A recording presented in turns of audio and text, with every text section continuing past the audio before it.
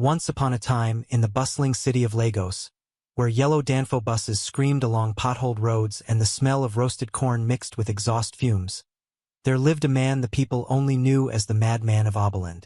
His real name was Chijoke Williams. He was tall, with wild, uncombed hair that blew in the harmattan wind, and a beard that had forgotten the mercy of a razor. Yet, beneath his rags, his eyes carried a sharpness that unsettled those who dared to look too long.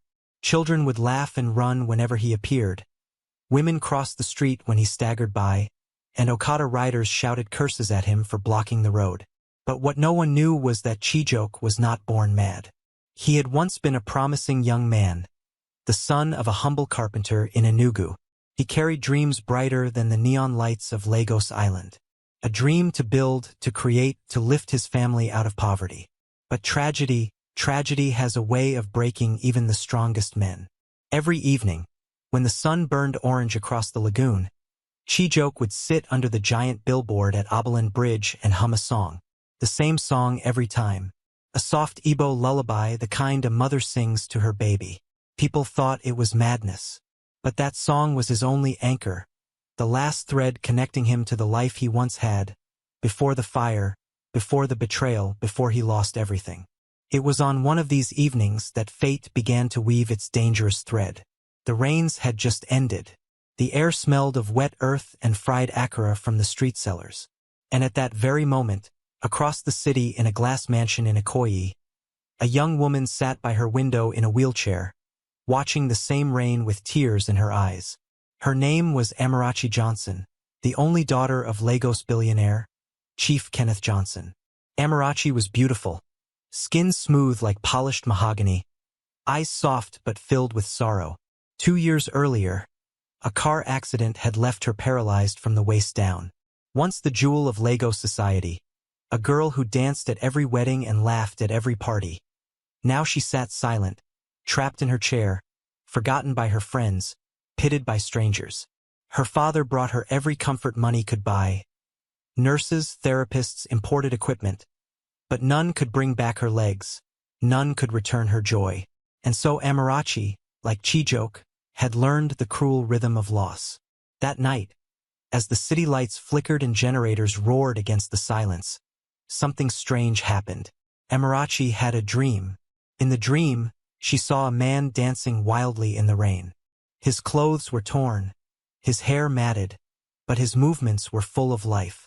She recognized the place. It was Oberland, under the giant billboard. She couldn't see his face clearly, but she heard the same lullaby he hummed. The sound echoed inside her chest, pulling at her heart like a forgotten memory. She woke up trembling, her palms sweating. "Mama," she whispered to the housemaid who slept by her door. "Who is the madman at Oberland?" The maid looked at her in surprise. "Madam, everyone knows him. They say he lost his mind after his whole family died. Some say he was cursed." "Why?" Amarachi did not answer. She only stared out the window again, her heart beating too fast. Something in her spirit whispered that her life and his were about to collide. The next day, Chief Kenneth prepared to fly to Abuja for a business meeting. He kissed his daughter on the forehead. "Amara, my jewel, I'll be back tomorrow. Don't stress yourself. Call the nurse if you need anything." She nodded, but her mind was far away. As soon as he left, she asked the driver to take her for a ride. For the first time in months, she wanted to see Lagos beyond the glass walls of her father's mansion. And so, by the turn of destiny, Amarachi's black SUV rolled into Oberland that afternoon. The streets were alive with shouting traders and clattering pans. Then she saw him, Chijoke. He was dancing in the middle of the street, spinning under the harsh sun, his bare feet slapping the wet ground as if he felt no pain. The lullaby floated from his lips, raw and haunting. Amarachi gasped. It was the man from her dream. The driver frowned. "Madam, should I chase him away? These madmen are dangerous." But Amarachi shook her head. Her eyes never left him. "No, don't touch him." As Chijoke spun and staggered closer to the SUV, their eyes met for the first time. For a moment, time froze. The noise of Lagos disappeared. It was just her in her chair, him in his rags, two broken souls staring at each other through the glass. Then, without warning, Chijok stopped dancing. He raised his finger slowly, pointed directly at Amarachi, and shouted in a cracked but powerful voice, You are the one I have been waiting for." The driver panicked. "Madam, let's go." He hit the accelerator. The SUV lurched forward, and in seconds the madman was swallowed by the crowd behind them. Amarachi's hands trembled in her lap. She whispered to herself, "What does he mean, waiting for me?" That night she couldn't sleep. Every time she closed her eyes, she saw his face, his finger pointing, his words echoing. And in a mansion of wealth and marble, the paralyzed daughter of a billionaire began to cry, because for the first time in years, she felt a dangerous thing stirring inside her heart. She felt hope, but she didn't know that this hope would drag her into a story of madness, betrayal, and a secret her father never wanted revealed. The morning after that strange encounter at Oberland, Amarachi sat quietly in her wheelchair, staring at the garden of her father's Ikoyi mansion. The hibiscus flowers glowed red under the rising sun, but her eyes were far away. Her maid, Ngozi, brought her a tray of pap and akara, but she barely touched it. Ngozi frowned. "Madam Amara, you've not eaten since yesterday. What is troubling you?" Amarachi sighed. That madman. He looked at me as if he knew me." Ngozi shuddered. "Don't think about him, madam. People like that, they see visions, they talk nonsense. Some even say evil spirits use their mouths. Forget it." But Amarachi could not forget. The way his finger pointed at her, the certainty in his cracked voice, the song that echoed in her chest. It was all too real. That afternoon, her father's nurse came with another round of physiotherapy. Amarachi endured the painful stretches, the electric shocks meant to wake nerves that refused to move. She gritted her teeth, sweating, but the disappointment was always the same. Her legs remained lifeless, mocking her efforts. When the nurse left, Amarachi broke down in tears. She whispered into her hands, "God, is this my life now? Am I to die sitting in this chair?" Her sobs were interrupted by a faint sound outside the window. She lifted her head, listening. It was a song, a familiar song, the lullaby. Her heart raced. Wheeling herself forward, she pushed open the window, and there he was, Chijok, standing right outside the mansion's high gate, his hair wild in the wind, his mouth humming that haunting melody. The security guards had already noticed him. "Oga madman, get out from here," one shouted, raising his baton. But Amarachi's voice cut through the air. "Don't touch him." The guards froze, shocked. Amarachi's eyes locked on Chijok's. He stopped humming. Slowly, he pressed his palms together, as though in prayer, and bowed his head toward her. Then, just as quickly, he ran off into the streets, disappearing between hawkers and okadas. The guards looked at each other. "This one na serious wala oh," one muttered. That evening, when her father returned from Abuja, Amarachi could not hold her tongue. "Daddy," she said softly, "do you know the madman at Oberland?"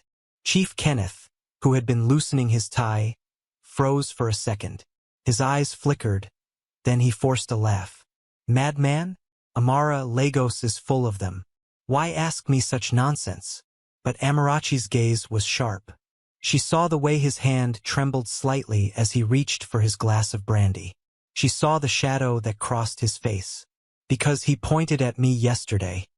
He said I was the one he was waiting for." The glass nearly slipped from Chief Kenneth's hand. He recovered quickly, clearing his throat. "My dear, don't listen to the ravings of lunatics. They speak without sense. Promise me you'll never go near that man again. Promise me." But Amarachi remained silent. She could see the fear in her father's eyes, and that silence frightened Chief Kenneth even more than words.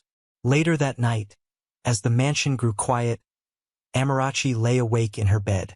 Her father's warning echoed in her mind, but so did Chijok's voice. Her curiosity grew stronger than her fear. She made a decision. The next morning, she instructed the driver secretly. "Take me back to Oberland. But don't tell my father. The driver hesitated. Madam, this is dangerous. Please. Amarachi's voice cracked with desperation. I need to see him again. And so, for the second time, her black SUV rolled through the chaos of Oberland. Hawkers balanced trays of oranges on their heads. Preachers shouted about repentance at the roadside, and the smell of roasted plantain filled the air. Then they saw him, Chijok. He was sitting under the giant billboard, humming to himself, tracing shapes in the dirt with his finger. Amarachi's heart pounded. She lowered the window. Chijok, she whispered, though she had never spoken his name before. His head shot up. His eyes widened, as though he'd been waiting for this exact moment. He rose slowly, his ragged clothes flapping.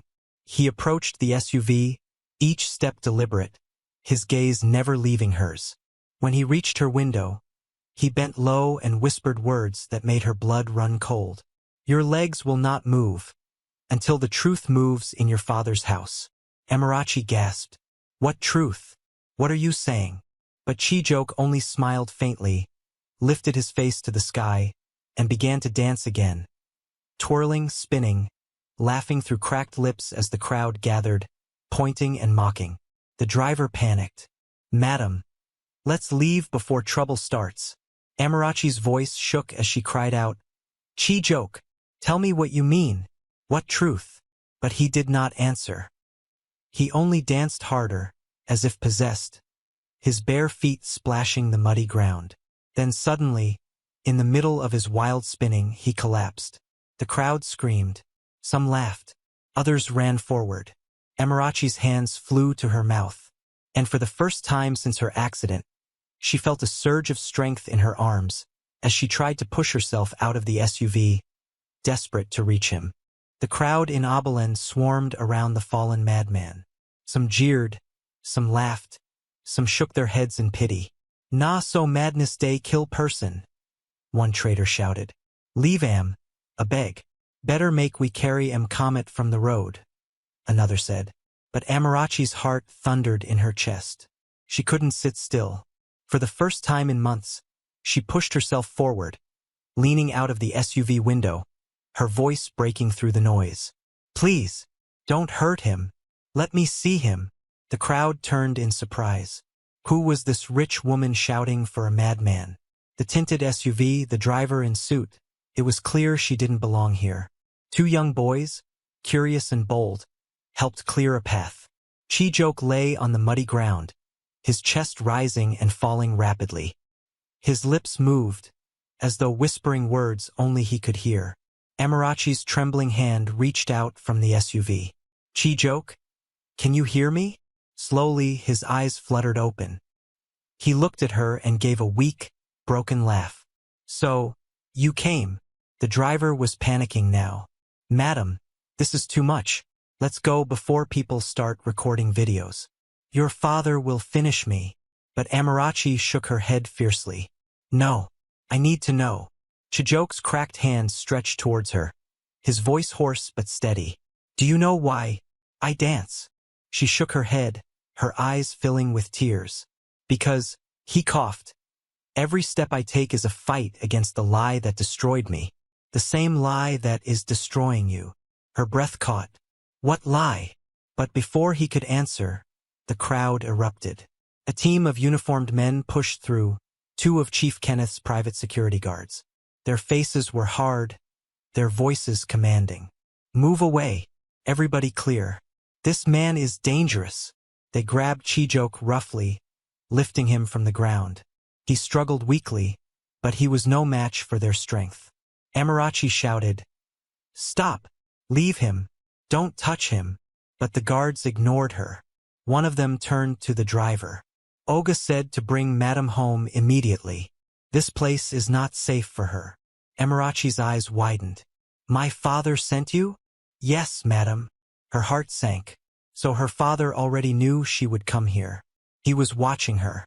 As they dragged Chijok away, his voice rose above the chaos, desperate and raw. "Amarachi, find the box. The box your father hides in his study. Inside it, the truth." The guards slapped him to shut him up. One hissed, "Shut that mouth, you mad goat!" Amarachi's world spun. The box? What box? Her father's study? The SUV door slammed shut, and the driver sped away, leaving behind the shouting crowd and the sight of Chijok being forced into a waiting van. Tears streamed down Amarachi's face. She clenched her fists, her nails digging into her palms. For the first time in 2 years, her paralysis wasn't the only prison she felt. Now she knew her father was hiding something. Something tied to her legs, to this madman, to her entire life. That night, the mansion felt colder than usual. Amarachi sat alone in her room, the silence pressing against her chest. Every tick of the clock sounded like thunder. Her father was downstairs, drinking brandy with a visiting politician, laughing too loudly, pretending nothing was wrong. But Amarachi could not rest. Her mind replayed Chijok's words, "Find the box." When the mansion finally grew quiet, she wheeled herself slowly down the corridor, her hands trembling as she gripped the wheels. She stopped outside her father's study, a room she had not entered since the accident. Her heart raced. She turned the knob. The door creaked open. The room smelled of leather and cigar smoke. Books lined the shelves, files stacked neatly on the desk. But her eyes went straight to the corner, where a heavy wooden chest sat, half hidden behind an armchair. Her pulse hammered in her ears. She rolled forward. Her fingers brushed the chest's surface. It was locked. Amarachi whispered to herself, "This must be it. This is the box." But before she could search further, she heard footsteps in the hallway. Strong, heavy, deliberate. She froze. The door handle turned. And standing there, silhouetted against the dim corridor light, was Chief Kenneth Johnson, her father. His eyes burning with fury she had never seen before.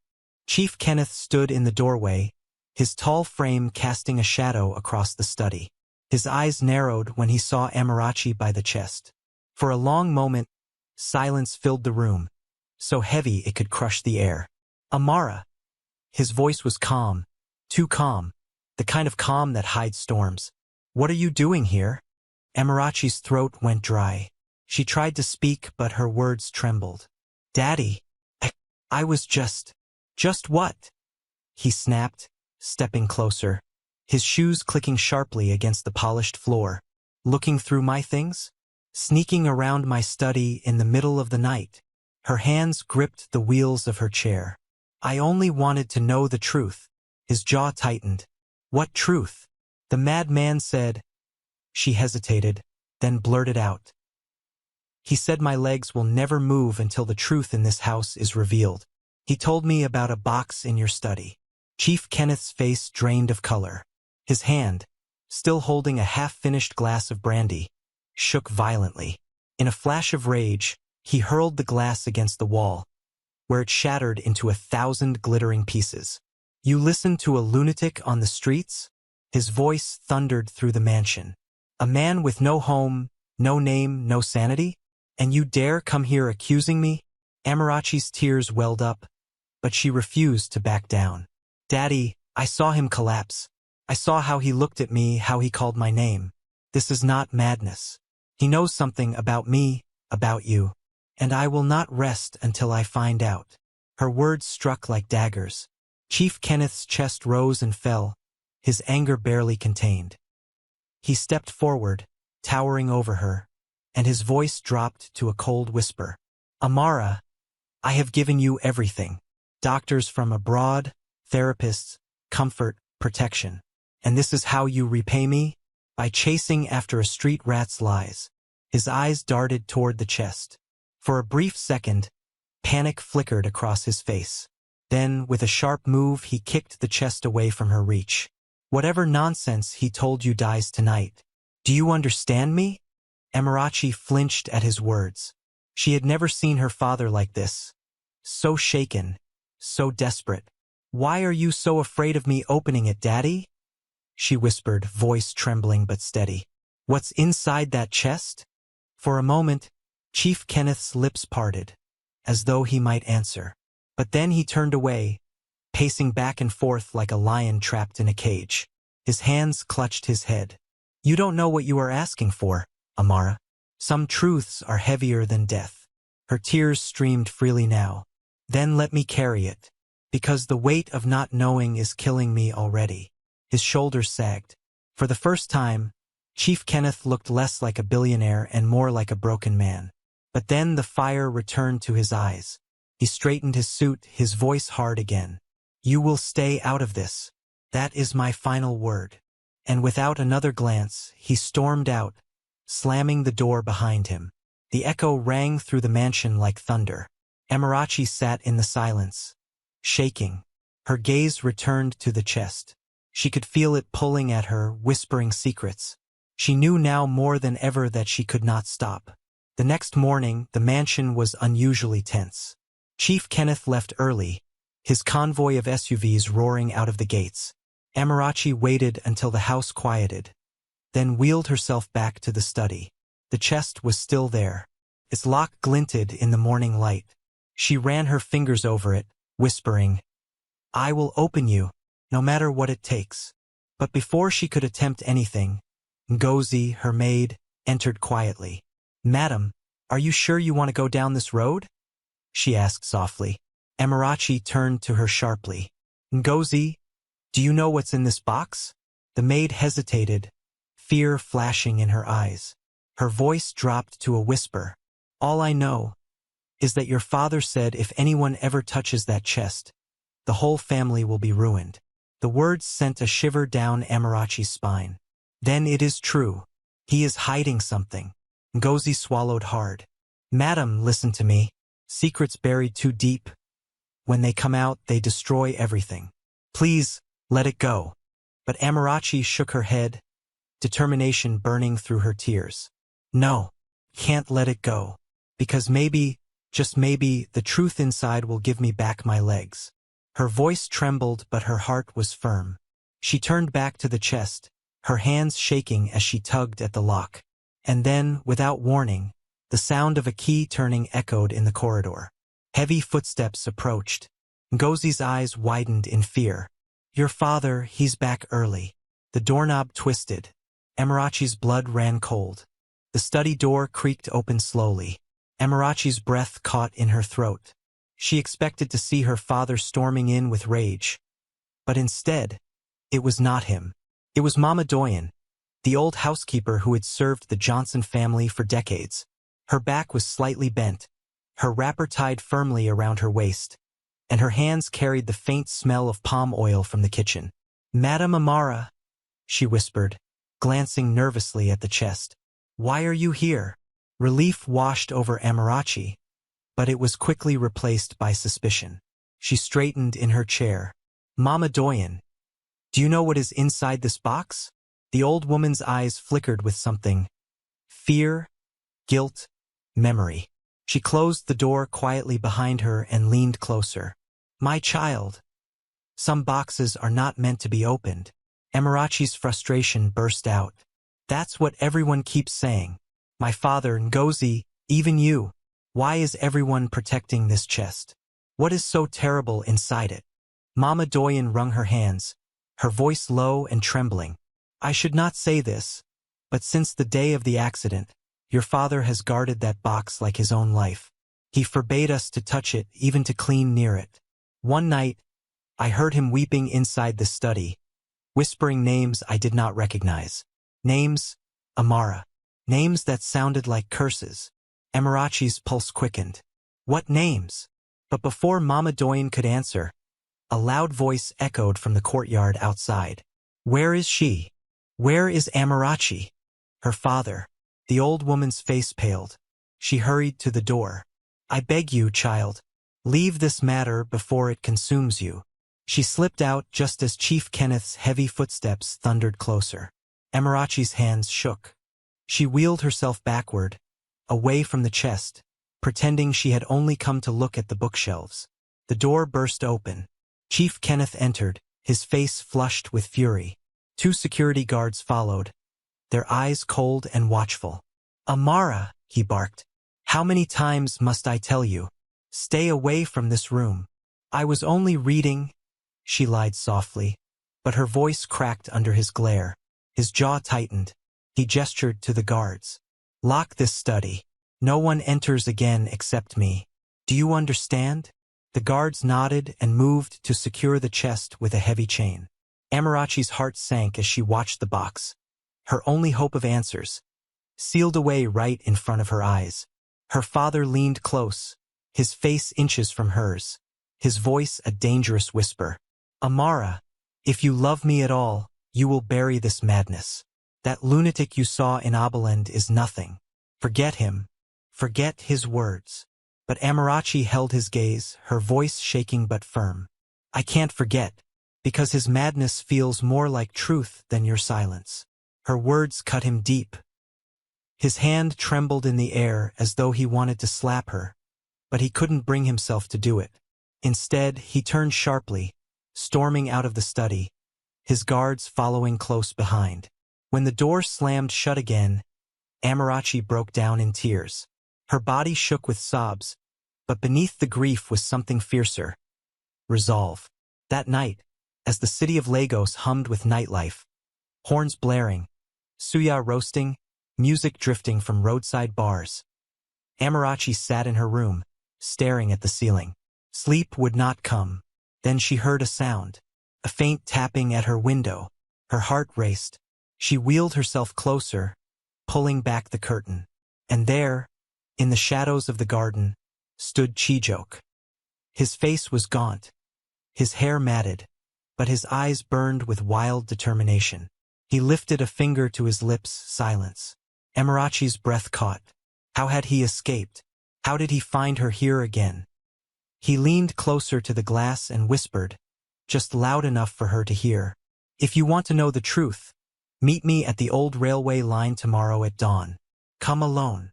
Then, before she could react, he melted back into the darkness, vanishing into the night.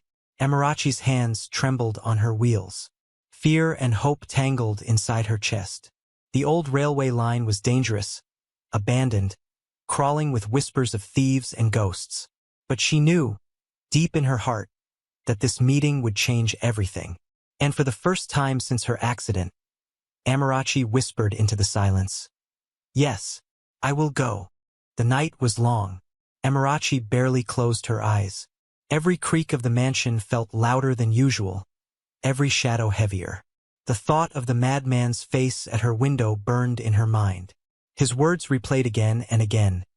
"Meet me at the old railway line tomorrow at dawn."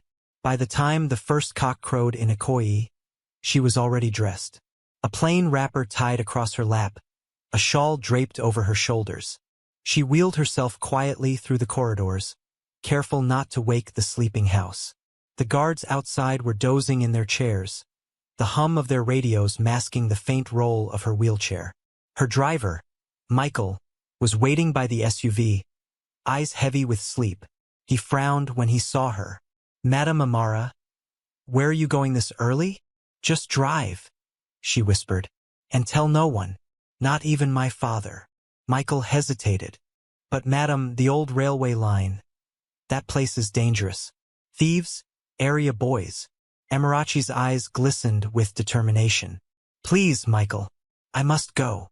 And though every bone in his body told him no, the loyalty in his heart made him nod. He opened the door and helped her inside. The drive was quiet. Lagos was still half asleep. Only the call of the muezzin and the rattling of early danfos broke the silence. The SUV rolled past empty stalls, quiet streets, and finally into the desolate stretch of the abandoned railway line near Ibut Meta. Rusting train carriages lay like corpses, graffiti scrawled across their sides. The air smelled of smoke and damp earth. Crows perched on broken poles, cawing harshly. "Stay in the car," Amarachi instructed softly. Michael gritted his teeth. "If anything happens," she cut him off gently. "Nothing will happen." He sighed and nodded. Amarachi wheeled herself out, the uneven ground shaking her chair as she pushed forward. Her breath came in short gasps. Then she saw him. Chijok stood by the tracks, his ragged clothes fluttering in the morning breeze. He looked calmer now, almost solemn, as if the madness had drained out of him with the night. His eyes locked on hers, and he nodded once. You came, he said softly. Yes, she whispered, her voice trembling. Now tell me, what truth are you hiding? What is in that box? Chijoke closed his eyes for a moment, as though summoning courage. When he spoke, his words were heavy. Amarachi, I was not always a madman. I was a man of dreams. I studied architecture at Unilag. I worked hard. I believed in tomorrow. But your father, his voice cracked. Your father took everything from me. Amarachi froze. My father. Chijoke's eyes burned with tears. Chief Kenneth Johnson. The man Lagos calls a billionaire. The man you call daddy. He was once my business partner. We built together, planned together. But when success came, he betrayed me. He stole what was mine. He destroyed my family. And when I fought back, he made me disappear. Amarachi shook her head. No, that's not possible. My father. Your father is not who you think he is. Chijoke's voice hardened. That box in his study. Inside are documents, evidence, letters. Proof that his wealth was built on blood and betrayal. Proof of what he did to me. Her lips trembled. And my legs? What do they have to do with this? Chijoke stepped closer, his eyes piercing hers. Because your accident was no accident. It was meant to silence you, to keep you from asking questions. Amarachi gasped, her chest tightening. What are you saying? He placed a trembling hand on her shoulder, his voice low and steady. Your father knows why you can't walk. And if the truth in that box comes out, you will understand everything. Your pain, your paralysis, even why fate brought you to me. Before she could speak, footsteps echoed from behind the train carriages. Voices, rough, angry. Over there. That's the madman. Amarachi spun around. A group of Chief Kenneth's guards, armed with batons and guns, emerged from the shadows.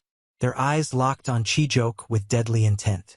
Michael leapt out of the SUV, shouting, Madam, get back inside. Chijoke's face turned pale, but he didn't run. He grabbed Amarachi's hand tightly. Listen to me. Don't let them silence me again. Open the box. The truth will set us both free. The guards rushed forward. Michael tried to block them, but he was shoved aside. One of the men raised his gun. Oga's orders. End this madness once and for all. Amarachi screamed, No! But before she could wheel herself forward, a deafening gunshot split the morning air. Chijoke's body jerked, and he fell. The gunshot echoed across the abandoned railway line, bouncing off rusted train carriages and into Amarachi's bones. For a moment, time stopped. Chijoke staggered backward, his eyes wide with shock. A dark stain spread across his ragged shirt. He collapsed onto the gravel, his body trembling, his lips moving as if still trying to speak. Amarachi's scream tore through the morning. New! Her voice cracked, raw and desperate. She tried to push her wheelchair forward, but the uneven tracks caught her wheels. She fell forward, scraping her palms on the ground. Tears mixed with dust as she clawed her way toward him. Chijoke, stay with me. Michael rushed to her side, lifting her up. Madam, please, let's go before they kill us too. But Amarachi shook her head violently, refusing to move. Her eyes locked on Chijoke, who lay gasping, his hand reaching weakly in her direction. She pulled herself closer until their fingers touched. His voice was faint, barely a whisper. Don't let him win. Open the box. And then his hand went limp. His eyes closed. Amarachi's heart shattered. She clutched his lifeless hand, sobbing uncontrollably. No, don't leave me. Please. The guards stepped closer, their leader snarling. Pick up, madam. Oga said she must not know anything. Michael stood protectively in front of Amarachi, his fists clenched though he was outnumbered. Over my dead body. The guards raised their guns again. But suddenly voices rang out. Leave them alone.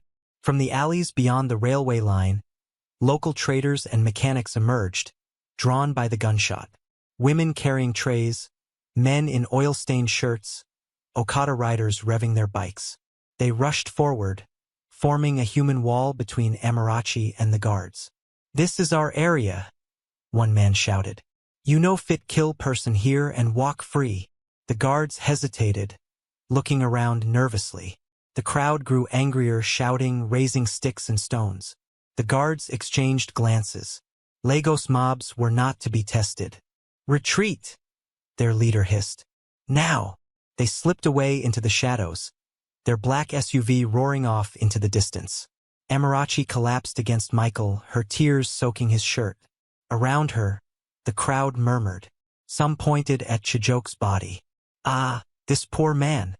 I always knew his madness get meaning." "So not true. The big men day hide things." An old mechanic bent down, covering Chijok's body with a rag. "This man suffered too much. May his soul rest." Amarachi's hands shook as she touched Chijok's face one last time. Her heart screamed in silence. She had just begun to believe him, just begun to hope, and now he was gone. Michael pulled her close. "Madam, we must leave, before more of your father's men come." But Amarachi's eyes blazed through her tears. "No, Michael. I won't stop here. He died for the truth, and I will not let his death be wasted. We are going to open that box." Her words carried a strength that surprised even her. The crowd around her murmured in agreement. Some nodded, others whispered prayers. As Michael lifted her back into the SUV, Amarachi looked one last time at the railway line. The sun was rising higher now, casting golden light across Chijok's still body.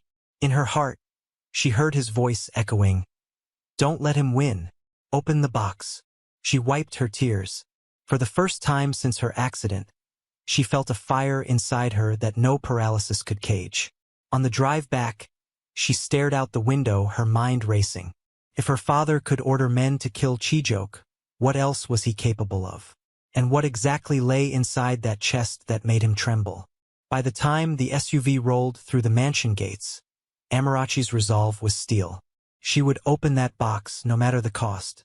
But as they pulled up to the driveway, she froze. Standing at the entrance of the mansion, waiting for her, was Chief Kenneth himself. His face was calm, but his eyes burned with something darker than anger.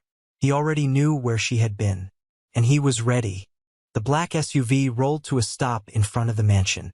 Michael's hands tightened on the steering wheel. Amarachi's breath caught in her throat. Chief Kenneth stood tall at the doorway, dressed in a crisp white kaftan, his agbada flowing around him like the robe of a king. His gold wristwatch glittered in the morning sun. But his eyes, those sharp, burning eyes, were fixed on her. "Bring her inside," he ordered, his voice calm but edged with steel. Michael hesitated. "Sir, she's tired." "Maybe. Now," Kenneth thundered, his voice shaking the compound walls. Two guards rushed forward and opened the SUV. Michael tried to shield Amarachi, but Kenneth's glare silenced him. Slowly, Amarachi wheeled herself out, her hands trembling. As she rolled toward her father, the silence was thick. The chirping of birds seemed muted, the rustling trees stilled. Even the guards shifted uncomfortably. Inside the mansion, the air smelled of cigar smoke and perfume. Kenneth closed the door himself, locking it with a heavy click. He turned to his daughter, his face unreadable. "Where were you?" His voice was low, too calm. Amarachi raised her chin. "You already know, Daddy. You sent your men there." His lips tightened. "And what did you see?" Her heart pounded, but she forced the words out. "I saw a man die, a man you called mad, a man who said you destroyed him. He told me you betrayed him, that you built your empire on his blood. And he told me there's proof. In the box you hide in your study." The room went cold. Kenneth's hands trembled slightly, but he quickly clasped them behind his back, pacing slowly like a lion circling prey. "That man was a liar," he said finally. "A dangerous liar who wanted to poison you against your own blood." Amarachi's tears welled. "Then why did you send men to kill him? If he was nothing but a liar, why were you so afraid of his words?" The question hung in the air like thunder. Kenneth stopped pacing. His eyes blazed with fury. "You dare speak to me like this?" His voice roared, echoing off the marble walls. After everything I've given you? Do you know who you are talking to? Amarachi's hands gripped her chair so tightly her knuckles turned white. I know exactly who I'm talking to. My father. The man who is supposed to protect me, not lie to me. The man who is supposed to heal me, not chain me in silence. Daddy, what are you hiding from me? For the first time, Kenneth's face cracked. Pain flickered across it, followed by guilt, then quickly buried under pride. He turned away, his voice breaking for a second. You don't understand. If you knew the truth, you would hate me. Amarachi's voice trembled. Then let me hate you, but don't let me live in darkness. The words cut him like a blade. His broad shoulders sagged. His chest rose and fell heavily. Finally, he turned, his eyes red with unshed tears. You want the truth? His voice was low, raw. Fine.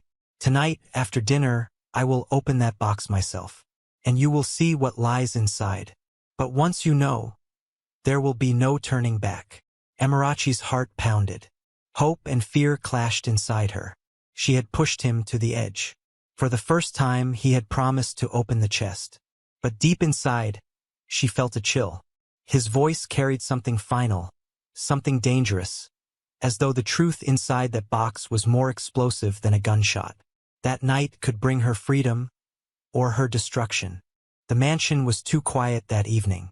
Even the clinking of plates from the kitchen sounded like distant drums of war. Amarachi sat at the long dining table, her heart racing. A golden chandelier glowed above her, its light bouncing off the polished mahogany. Chief Kenneth entered slowly, dressed in a dark kaftan this time. His face was stern, his steps heavy. He didn't look like a father coming to dinner. He looked like a man marching toward judgment. He sat at the head of the table, opposite his daughter. Between them, steaming plates of jollof rice and peppered chicken were placed, but neither touched the food. The air was thick with unsaid words. Finally, Kenneth spoke, his voice low. Amara, I built this empire with my own hands. I clawed my way out of poverty. I fought men stronger than me, hungrier than me. Everything I have, I earned. And I did it for you. Amarachi's eyes burned. Then why does it feel like you've built walls around me instead of giving me wings? He closed his eyes briefly, as if in pain. Then he gestured to the guards at the corner. Bring the chest. Her breath caught. Moments later, 2 guards carried the heavy wooden chest into the dining hall, chains still wrapped around it. They set it down with a thud. The sound echoed like a heartbeat. Kenneth dismissed them with a sharp wave of his hand. Only father and daughter remained now, the chest sitting between them like a silent witness. Kenneth took a small key from his pocket. His fingers trembled as he held it. For a moment, he just stared at the lock, his face unreadable. Amarachi's voice cracked. Open it, Daddy. Please. He swallowed hard, inserted the key, and turned. The chain clinked as it fell away. The lid creaked open slowly, the sound like a cry from the past. Inside lay stacks of old documents, faded photographs, and a bundle of letters tied with twine. The air smelled of dust and secrets. Amarachi leaned forward, her chest heaving. What is this? Kenneth's hand shook as he lifted a photograph. He held it up, his eyes glistening. This is the man you saw in Oberland. Chijoke Williams. Once my closest friend. My partner. The man I betrayed. Amarachi's lips parted in shock. So it's true. His voice broke. Yes, I stole from him. I ruined him. And I have lived with that guilt every single day. Her tears flowed freely. Why, Daddy? Why would you do that to him? Kenneth slammed the photo down, his voice rising. Because I was desperate. Because I swore you would never grow up in poverty like I did. He had the plans, the talent, but I had the connections. I took everything and I built an empire. And I told myself it was for you. Amarachi's sobs filled the room. You destroyed his life, and now mine too. Kenneth's eyes darkened. You think I don't know? You think I don't wake up every night hearing his voice? That accident that paralyzed you? He stopped suddenly, biting his lip, as if he'd said too much. Amarachi's breath caught. What about the accident? He turned away, his fists clenched. Not tonight. She slammed her hand on the table. Tell me, was it an accident? Or did you have a hand in it? The silence that followed was unbearable. Finally, Kenneth whispered, Some truths will destroy what little love you still have for me. Emirachi's chest tightened. Then let me hate you, but don't let me live a lie. His face twisted in agony. He reached for the bundle of letters inside the chest and slid them across the table toward her. Read these. Then you will know who your father really is. Her hands trembled as she reached for the letters. But before she could untie the twine, the sound of breaking glass shattered the moment. Both turned sharply. From the window, a shadowy figure leapt inside the mansion, landing on the marble floor with silent grace. Emirachi gasped. Kenneth's face went pale. It was not one of his guards. It was a stranger, masked, cloaked, moving with deadly purpose. And in his hand gleamed a knife. The chandelier light flickered against the blade in the intruder's hand. His breathing was steady, his steps silent, like a predator in the night. Emirachi froze, her hands clutched around the bundle of letters. Chief Kenneth's chair screeched against the marble as he stood abruptly, his voice booming. Who are you? How dare you enter my house? The masked man didn't answer. He moved closer, the knife catching the light. Kenneth grabbed a chair and hurled it across the room, shouting, Guards! Guards! But no one came. The silence of the mansion was chilling. The intruder tilted his head slightly, and for the first time he spoke. His voice was low, rough. No one is coming. They've been handled. Emirachi's blood ran cold. Her father's face turned ashen. Who sent you? The stranger pointed the knife at Kenneth. You already know. Emirachi's hands shook as she wheeled backward, her voice trembling. Please, don't hurt us. The man's eyes flicked toward her. You are not the target. Then, like lightning, he lunged at Kenneth. Kenneth grabbed a bottle from the table and smashed it against the knife, deflecting the first blow. Shards scattered across the floor. He shouted, Amara, go. Leave now. But she couldn't. Her chair was caught against the carpet, and her heart screamed that leaving meant losing her only chance at truth. The intruder slashed again. Kenneth dodged, barely, his agbada tearing. The knife grazed his arm, blood staining the white fabric. He grunted in pain but fought back with his bare hands, grappling with the masked man. Emirachi shouted, Stop! Please stop! Her voice cracked, tears streaming down her cheeks. In the struggle, the chest toppled over, spilling papers, photographs, and documents across the floor. Letters flew like scattered secrets. Emirachi's eyes darted to one lying near her chair. She picked it up with trembling hands. It was addressed to Chijok Williams. Her breath caught. She read the first line aloud through shaking lips.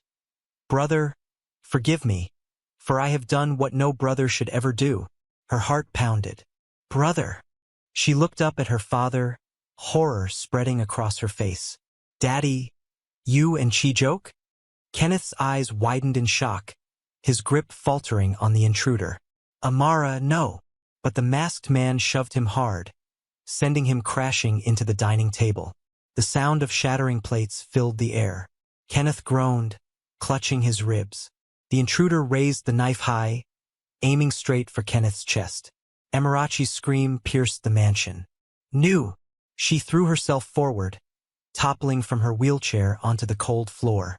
Crawling desperately, she grabbed the heavy lid of the chest and slammed it shut hard against the attacker's leg. The man cried out, stumbling, the knife clattering to the ground. Kenneth seized the moment. With a roar, he lunged, tackling the intruder to the floor. They rolled, fists flying, blood spilling, until finally the guards, roused at last, burst into the room. They pinned the masked man down, yanking off his hood. Gasps filled the air. It wasn't a stranger. It was one of Kenneth's own trusted men, his chief of security. Emirachi's eyes widened. Why would he attack you? The man spat blood, his voice raw. Because the lies of rich men cannot cover truth forever. You ruined lives, Chief. And now the same hands you fed are here to take from you. Kenneth staggered back, his chest heaving, his face pale. He looked at his daughter, who was still on the floor clutching the letter. Their eyes locked, hers demanding answers, his drowning in shame. She whispered through her tears, "Brother? Tell me the truth. Was Chi-Joke your brother?" The room fell silent. Kenneth's lips trembled. His eyes glistened. Finally he nodded once, slowly, painfully. "Yes, Chi-Joke was my younger brother." The words cracked the world in half.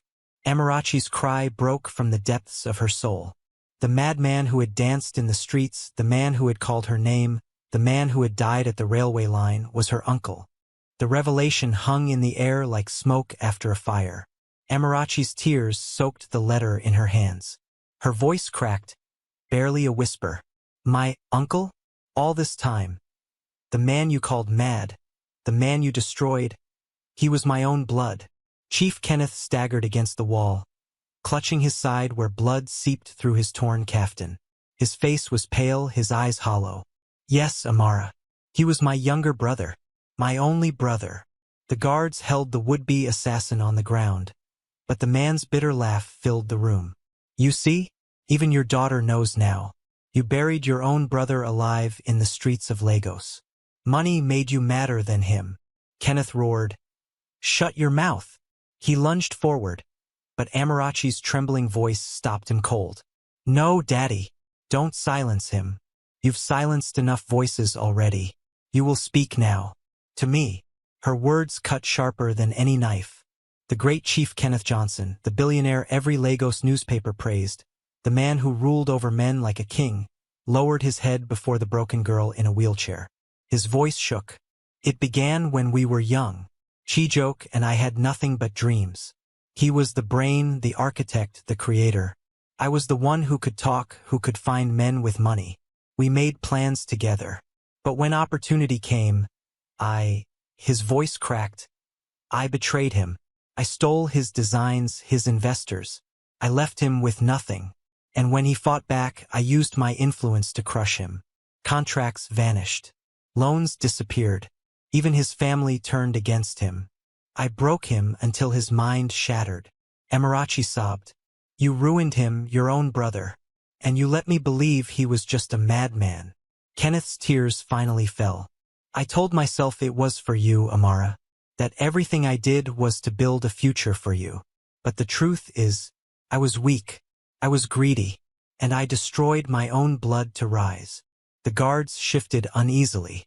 Even the house seemed to groan under the weight of his confession. Amarachi's voice trembled. "And my accident? Tell me the truth. Was it truly an accident?"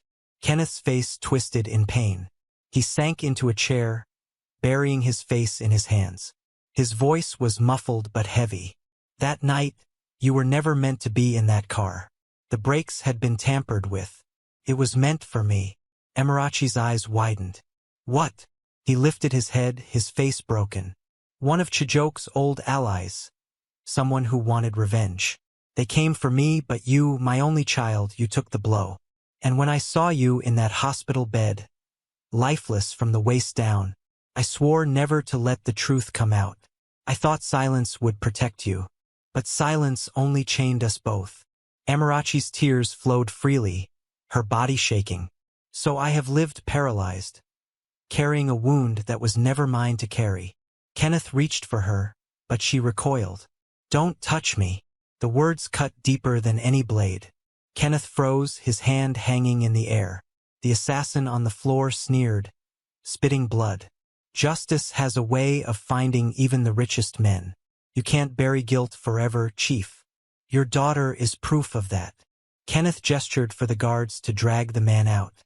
But before they left, Amarachi shouted, "No, leave him. Let him speak. Because every voice you tried to silence must be heard now." The guards hesitated, then obeyed. The intruder slumped in the corner, his breath ragged, but his eyes still burned with fire. Amarachi turned back to her father, her voice trembling but steady. "You killed your brother's dreams. You hid the truth. You let me suffer in silence. Daddy, Do you realize the madness is not his, but yours? Kenneth broke into sobs, the sound shaking the walls. He sank to his knees in front of his daughter, his powerful frame crumbling. Amara, please, forgive me. I beg you. I am a broken man. The silence that followed was suffocating. Amarachi's hands clutched the letters tightly. She looked down at her father, her heart torn between love and hatred, blood and betrayal. Her lips trembled as she whispered, "How can I forgive a man who destroyed his brother and crippled his daughter with lies?" Kenneth bowed his head lower, his tears dripping onto the marble floor. And Amarachi knew the empire her father built was not made of gold, but of ashes. The mansion's grand dining hall was drowned in silence, broken only by Chief Kenneth's sobs. The once mighty billionaire was now on his knees, a man stripped bare by truth. Papers from the chest lay scattered like ghosts around them, whispering stories of betrayal. Amarachi's eyes burned with tears as she clutched the letters against her chest. She could hardly breathe. Her father's voice echoed in her ears. "Chijoke was my brother. Your accident was meant for me." Her heart ached. Rage and pity wrestled inside her. At last, she spoke, her voice low but sharp. "You built your empire on broken promises. You destroyed your own blood. You let me believe my suffering was fate, when it was born from your lies. Daddy, what do you want from me now? To sit here and pretend nothing has happened?" Kenneth lifted his tear-streaked face. "I want your forgiveness. I want you to understand that everything I did, every sin I committed, was to give you a life of comfort." Amarachi's voice cracked. "Comfort without truth is no life. Do you think my soul eats money, Daddy? Do you think my legs can be healed by marble floors and chandeliers?" He bowed his head lower, shame radiating from him. From the corner, the wounded assassin spat bitterly. "Forgiveness? Ha! What he deserves is to be dragged through the streets of Lagos, so the world can see the truth behind the billionaire's smile." Kenneth's guards moved to silence him, but Amarachi raised her trembling hand. "No, let him speak. His words sting because they are true." She turned to her father again, her voice steadier now, though her tears did not stop. "If you truly want forgiveness, then the truth must not stay in these walls. The world must know who Chijoke was, and what you did." Kenneth's body stiffened. His eyes widened in panic. "No, Amara, you don't understand. If this truth comes out, our family name will be destroyed. Everything I have built will crumble. The press, the board, the government, they will eat us alive." Amarachi leaned forward in her chair, her voice sharp as steel. "Then let it crumble, because what you built was never ours to keep." Kenneth staggered back as though struck. His hands shook violently. "You would betray your own father?" Amarachi's voice broke, her tears spilling harder. "You betrayed yourself long before I ever could." The weight of her words crushed him. He collapsed into a chair, his head buried in his hands. For a long moment, silence wrapped the room again. Amarachi stared at the letters in her lap. The ink was faded, but the pain was fresh. These words, her uncle's words, were the last fragments of a man the world had mocked as mad. Her hands shook as she whispered, "I will not let his memory die in the dust of Oberland. The world will know who Chijoke Williams was. The world will know what you did." Kenneth's head shot up, his eyes wild. "If you do this, you will destroy me." Amarachi's voice trembled but held firm. "No, Daddy. The truth will destroy the mask you wear. Not you." At that moment, thunder rumbled outside. Rain began to pour against the windows, heavy and relentless, as if the heavens themselves had joined in judgment. Kenneth rose slowly, his face pale, his frame trembling. "If you expose me, I will lose everything. My companies, my respect, my power. Amara, I beg you, think of your future. Think of what the world will say about you, about us." Amarachi lifted her chin, her tear-streaked face glowing with a new strength. "Let the world say what it must. I will not live a lie anymore." The rain hammered louder. The old house seemed to groan as if straining under the weight of secrets at last uncovered. Kenneth stared at his daughter, his chest rising and falling. And in his eyes, for the first time, there was fear. Not of the world, but of losing her. He whispered hoarsely, "Amara, if you go through with this, you may never forgive me, and I may never forgive myself." Amarachi's voice cracked, but her resolve was clear. Maybe forgiveness will come one day, but first the truth must come. The air grew heavier, and as the rain poured, father and daughter sat staring at each other, knowing the next step would change everything. The storm raged through the night, but Amarachi did not sleep. She sat by her window, clutching her uncle's letters, her mind spinning with every word. By dawn, her eyes were swollen from tears, but her heart was firm. The truth could no longer live in shadows.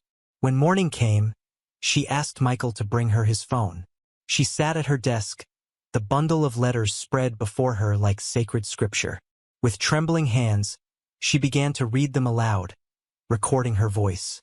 Her uncle's words were heartbreaking, letters filled with pain, betrayal, and pleas for justice. "Brother, why did you take what was mine? Why leave me in the streets while you fed on the wealth of my dreams?" Tears streamed down Amarachi's face as she spoke into the recorder. "This is the story of Chijoke Williams, the man you all called mad. But he was not mad, he was broken by betrayal. And the man who betrayed him is my father, Chief Kenneth Johnson." When she finished, her hands shook. She sent the recording anonymously to 3 journalists she trusted, men and women who had once written kindly of her before her accident. Then she sat back, her chest heaving. The silence was suffocating. Hours passed. Then, just before noon, Michael rushed into her room, his face pale. "Madam, it has begun." He held up his phone. Headlines blazed across the screen. "Billionaire Chief Kenneth Johnson accused of betraying brother, causing his madness. Paralyzed daughter exposes father's darkest secret." The madman of Oberland was no madman after all. Amarachi's heart pounded. It was out. The truth was finally out. From the courtyard below, shouts echoed. Crowds were already gathering outside the mansion gates, journalists waving cameras, angry voices demanding answers. Inside, Chief Kenneth stormed through the halls, his phone pressed to his ear, shouting at board members, threatening lawyers, cursing journalists. Sweat drenched his forehead. His empire was crumbling in real time. At last he burst into Amarachi's room, his eyes blazing like fire. "Amara, what have you done?" Her body shook, but her voice was calm. "I set the truth free. You can no longer chain it." Kenneth staggered, clutching his chest as though her words were daggers. "Do you realize what you've done? They will strip everything from me. The government will investigate, the companies will fall. Do you want to see your father destroyed before your eyes?" Her tears glistened, but her gaze was steady. "I wanted to see my father saved. But you chose your empire over your brother, your lies over your daughter. This destruction is not mine. It is yours." Outside, the chants grew louder. "Justice for Chijoke. Justice for the mad man." Kenneth's knees buckled. He slumped into a chair, his chest heaving. His empire was slipping like sand through his fingers. Amarachi rolled closer, her voice soft but cutting. "You once said everything you did was for me. But Daddy, the only thing I ever wanted was the truth. And you gave it too late." His eyes filled with tears. He reached for her, but she wheeled back, shaking her head. The pounding on the gates grew heavier. Journalists shouting questions, cameras flashing. The guards struggled to hold them back. Kenneth buried his face in his hands. For the first time in decades, the man who commanded men like a king wept like a child. Amarachi turned away, whispering to herself, "Uncle Chijoke, the world knows your name now. You are no longer the madman of Oberland. You are the man who was wronged." Her tears fell silently, and as the gates finally burst open under the weight of the crowd, Amarachi knew her life and her father's would never be the same again. The mansion gates could no longer hold the storm. Reporters poured in like a flood, their cameras flashing, their voices overlapping in a frenzy. "Chief Kenneth, is it true you betrayed your brother?" "Madam Amarachi, Is this why you've been silent all these years? Tell us about the madman of Oberland. Guards shouted, trying to push them back, but the crowd was relentless. Some were neighbors, some were strangers, but all were hungry for answers. Inside, Chief Kenneth stumbled into the living room, his face pale, his agbada hanging loose on his shoulders. He shouted at the guards, "Get them out! Get them out now!" But his voice cracked, and even the guards hesitated. The world outside was stronger than the power inside. Amarachi sat quietly in her wheelchair, the bundle of letters on her lap, her face streaked with tears but lit with quiet resolve. The cameras turned to her. "Madam Amarachi, is it true your father ruined his own brother? Why did you reveal this now?" Her lips trembled, but her voice rang clear. "Because the truth is the only thing stronger than lies. My uncle, Chijoke Williams, was not a madman. He was a victim, and his story will not be buried." Gasps rippled through the crowd. The journalists scribbled furiously, their cameras flashing brighter. Kenneth's knees buckled. He collapsed onto the couch, his chest heaving, his head buried in his hands. "No, no! This cannot be happening." The news spread like wildfire. By evening, every television station, every radio broadcast, every online blog in Lagos carried the story. Anchors spoke with grave voices.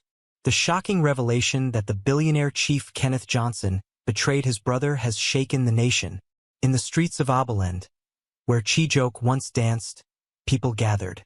They lit candles, holding a vigil for the man the world had mocked. Old women prayed, young men sang softly. A traitor whispered, "So he was not mad. He was a man broken by lies." Meanwhile, in the boardrooms of Victoria Island, Kenneth's empire trembled. Investors pulled out. Calls went unanswered. Contracts were frozen. His name, once golden, was now poison. At home, Kenneth sat in the dark, a glass of brandy untouched at his side. His phone rang endlessly. Politicians, partners, enemies smelling blood, but he answered none. His empire was falling brick by brick, and he knew there was no saving it. Amarachi wheeled into the living room, the candlelight from outside casting her face in a soft glow. She looked at her father, broken and small, a shadow of the man he had been. Her voice was soft, heavy with both sorrow and strength. "Daddy, the world is watching, but I am still your daughter. Tell me, what do you want me to do now?" He lifted his head slowly, his eyes red and swollen. His lips trembled.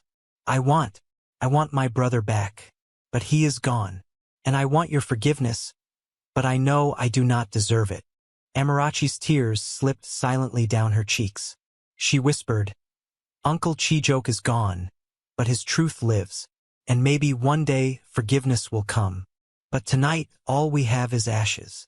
Kenneth broke into sobs, clutching his chest. His empire was gone, his brother gone, his daughter's love hanging by a thread. Outside, the chants of the crowd grew louder, echoing through the night. "Justice for Chijoke! Justice for Chijoke!" And Amarachi knew the story was no longer theirs to control.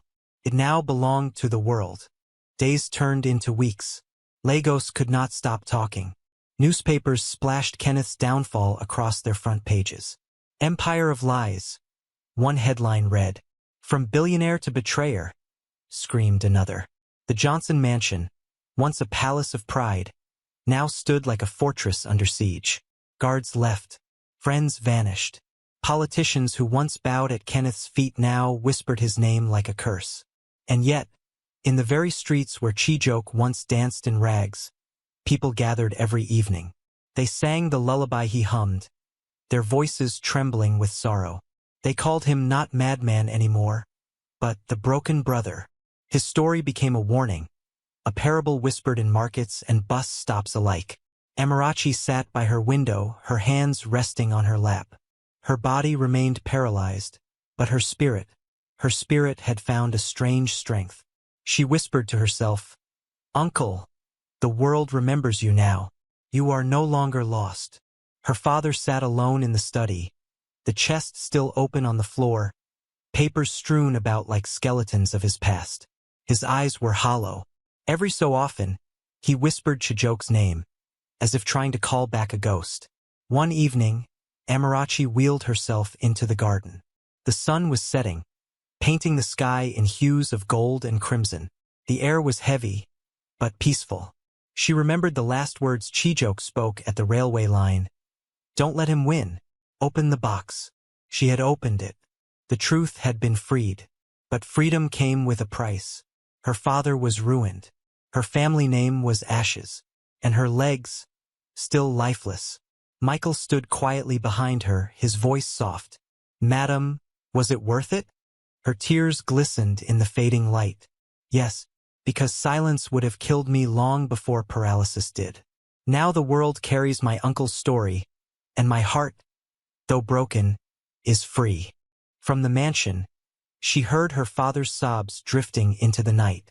The bittersweet wind carried both her pain and her strength. As the sky darkened, Amarachi whispered the lullaby her uncle once sang. Her voice cracked, but it carried through the garden. For the first time in years, she felt like she wasn't singing for herself, but for a soul set free.